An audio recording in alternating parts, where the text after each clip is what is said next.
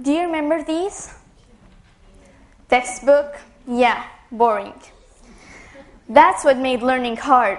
Sitting in a crowded classroom while teacher told you to memorize facts, copy off the board, and learn things you really didn't understand. But that's the old way of learning. In fact, it's not real learning at all.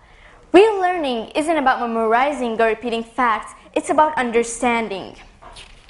Now, we all say we're open-minded, students of life, and the world is our classroom. But what if we are wrong? What if we are people who just read from the book through the head and their information are gone forever? I wouldn't call that learning. You are only studying to pass a piece of paper, and then information evaporates. Have you ever watched a child learn before they were put in an actual classroom? Give a child a toy and watch. He tastes it, drop it, look at it, and even throw it. We call it playing, but it's more than that. It's the natural human desire to learn and understand. That is real learning. It's fun, challenging, and rewarding. It's not boring or stressful. So how do your kids feel about school? Do they feel it's boring, stressful, difficult, not fun at all? We're not encouraging your kids to quit school, but we're encouraging schools to change their way of educating. Maybe follow what Claby Bedford said.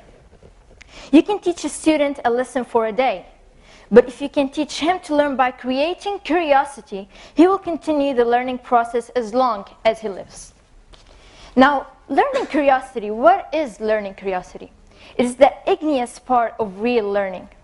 What I can see is an obvious solution that can be done greatly, easily, and much more effectively at schools is that teachers themselves should not show students that they are obliged to study in order to pass a piece of paper, but instead to try to attract their minds, to implant and enhance the sense of curiosity and the desire to learn.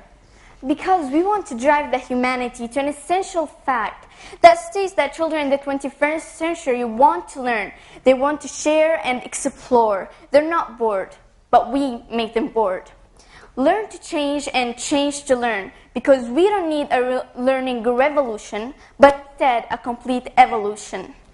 Now, we are not like many students at school. We could not sit cross-handed and wait for the society to change. We wanted to do the first step, and no one's going to do it except us. No one's going to do it for us. So we decided to change, and that's why we did homeschooling. Now, why homeschooling? It's a very courageous decision to take. First of all, we had a great family who believed in us, who believed in our capabilities and potentials. My mom and dad and grandparents as well.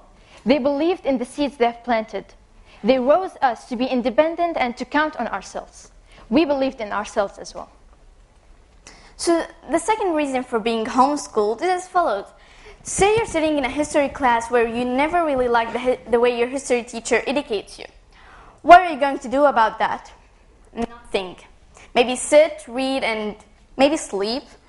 But you have to stick with it. Maybe you can learn a thing or two. But when we are homeschooled, we can choose the information we want to learn and the way we want to learn it.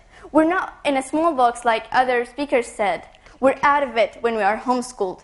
And that's the way we want ourselves to be educated. Now, the third reason why we are homeschooled, because we were able to manage our time much more effectively and flexibly. We were able to do various activities out of study. For example, we personally love to do sports. We like to swim, we like to ski, and most importantly, we like to play golf. It gave me the time to learn how to play the guitar that many students in many schools worldwide, maybe, don't learn how to play music. Music is important in our life. It gave us the time to express our ideas by being here with you. In another word, we were able to publish books. Lean has authored Typing Fingers, which is a poetry online book about poems and poetry techniques. Both of us also organized an ebook called Golf for Everyone, which is basically informations about golf, which is our favorite sport. Now, the fourth reason why we did this is because we knew we were able to achieve faster than we used to at school. We were able to learn unique information that you can rarely see written in school books.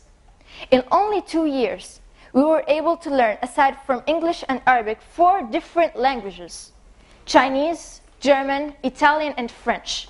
I mean, if you ask a student to add 1 more subject to his school schedule, he'd probably never have the time to take a shower. I mean, we don't do that under pressure. No one obliged us to do that. We do it because we love to. Now, in the less developed countries, the meaning of internet is not fully understood yet. But huge opportunities and capabilities are out there, and we're still trapped in a classroom, hands crossed. Now, after all, learning is never-ending continuous experience that should not be restricted by classrooms. I really would like to see society learning from each other and adults learning from children, because learning is an exchangeable act, not one-way act as we know it. And I would like to see the flow of information. I want to end my speech with a quote by Mahatma Gandhi, an Indian philosopher. He said, "Live as if you were to die tomorrow and learn as if you were to live forever." Thank you. Thank you.